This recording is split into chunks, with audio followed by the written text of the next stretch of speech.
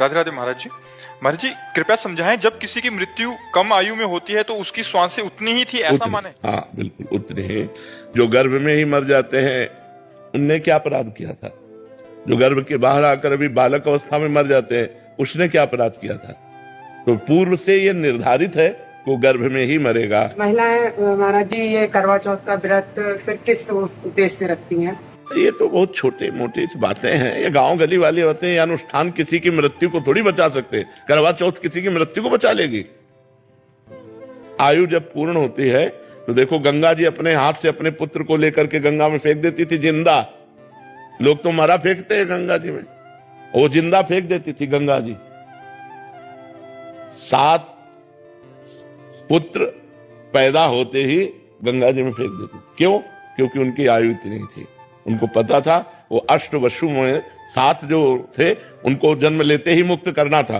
तो उन्होंने कह दिया था शांतनु से कि आप प्रश्न नहीं करोगे हमसे। उठाया और जिंदा गंगा जी में फेंक दिया। वो मरे और वसु रूप को प्राप्त हो गए। लेकिन 8वें में रोक दिया तो वही भीष्म पितामह जी के रूप में।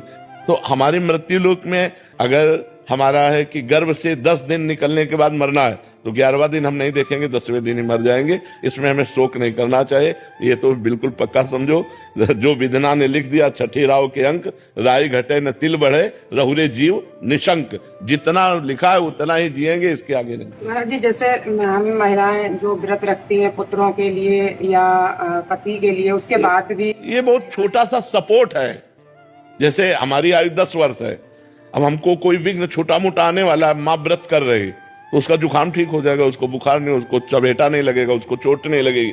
मृत्यु का निश्चित टाइम होता है, उसे रोका नहीं जा सकता। हाँ, अब जैसे मृत्यु योग लग रहा है, अभी मृत्यु नहीं है तो मृत्युंजय जप करो कट जाएगा। मृत्यु योग लग रहा है लेकिन मृत्यु नहीं है तो वो बच जाएगा। अगर मृत्यु है तो मृत्युंजय जप भी उसे नहीं काट सकता। नहीं, कोई बचा के देख ले। योग लग रहा है, पाप कर्म इतना उसका प्रभावशाली हो रहा है कि वो मृत्यु योग जैसा दंड देगा। तो मृत्युंजय जब किया योग कट गया। आयु नहीं, आयु अगर समाप्त हो गई है तो फिर समाप्त ही हो गई है, फिर उसे नहीं बढ़ाया जा सकता। नहीं, भगवान राम जी अपने पिता दशरथ जी को जीवित कर लेते और माता कौशल्या वैधव्य ना होती। विचार करो, यहां जो जन्मा राइट टाइम जब आया उसको यहां से जाना पड़ेगा। बिल्कुल।